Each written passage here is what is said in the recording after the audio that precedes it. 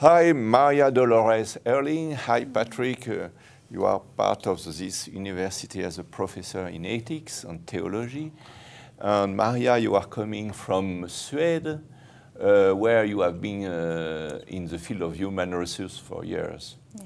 And you just finished a book, which is A State of Grace, Human Right and Human Obligation, which is really an interesting book. It is in Swedish, but you are working on the translation. Yes. So we'll have the chance to read you soon in English. Yes.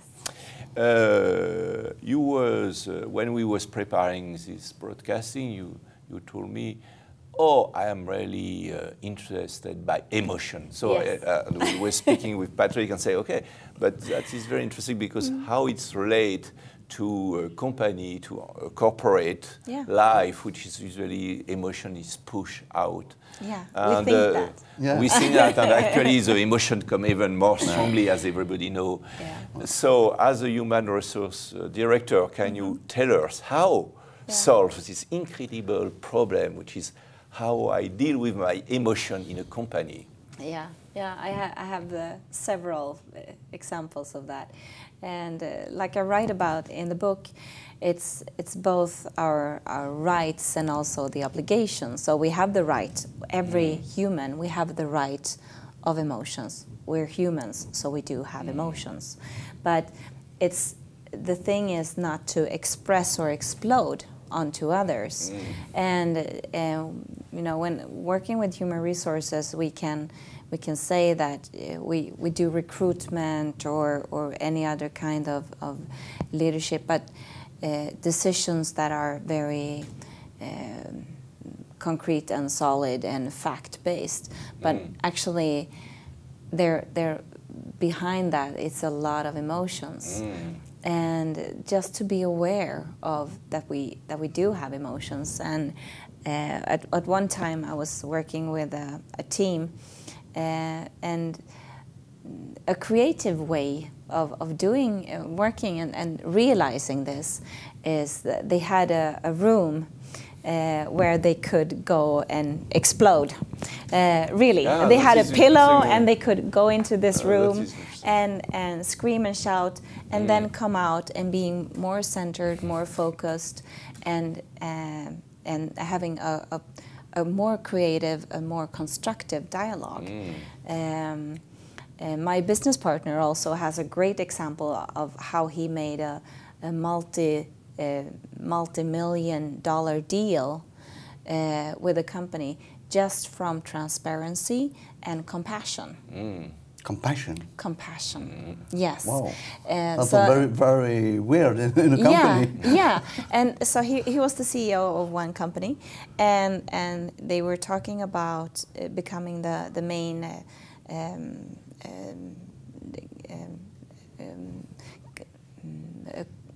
cooperation partner with another large company.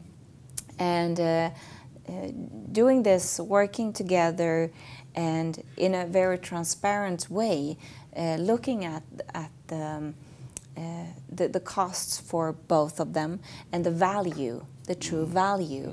And so they developed this deal that's fully based on trust and transparency.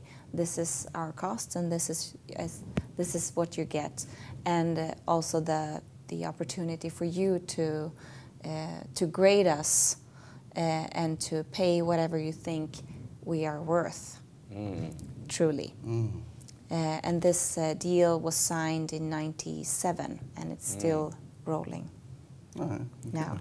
Yes, that is a good example of the kind of trust and transparency that you can find in Nordic country, not so much in other places of the world.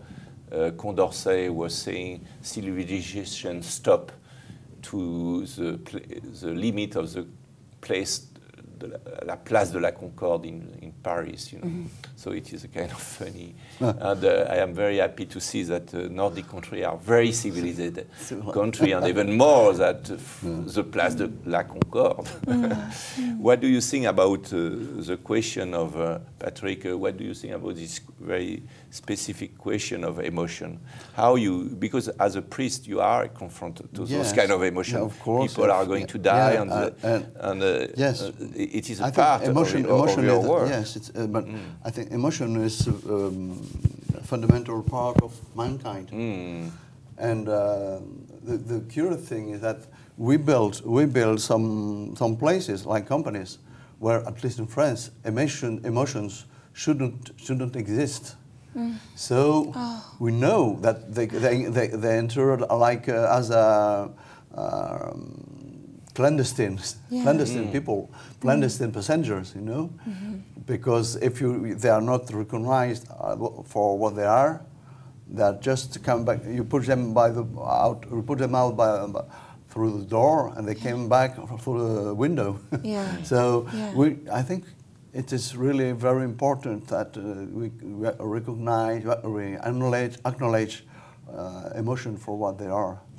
I think really the core is really for us to become more human, not trying to dehumanize us, but really looking at, yes, we do have feelings. Maybe because we are Cartesian people in France, and we had Descartes. And Cartesianism is wants to be very rational. But already the Greek philosophers said that humankind is rational.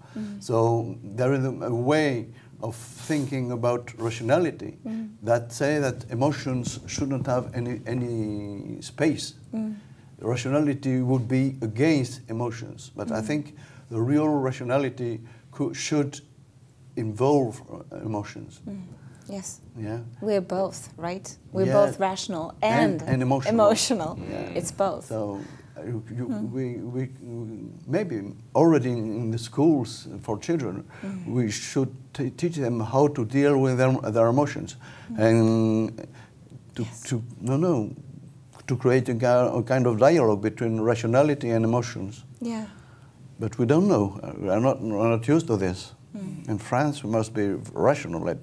Keep the emotions outside, I think. And what do you think that creates? Because the way I see it, it creates even, it creates even more fear and holding back and more strong suit, that you're trying to pull yourself together even harder and harder, working against yourself as a human, working against humanity. Yeah, this is the conception. At the end, this is a misconception of humanity. Yeah. But I think it's very deep in our minds. At least in France, what do you think? I think we are very anti-emotional in France. I'm wondering. I think it could be actually a very interesting study in terms of anthropology, and it is connected actually with innovation, because if you are disconnected from your emotion, you are also disconnected from your intuition. And then you lost your creative part. That seems for me a very important point in terms of our own research in innovation and ecosystem. It is that emotions are very important to connect you to your intuition.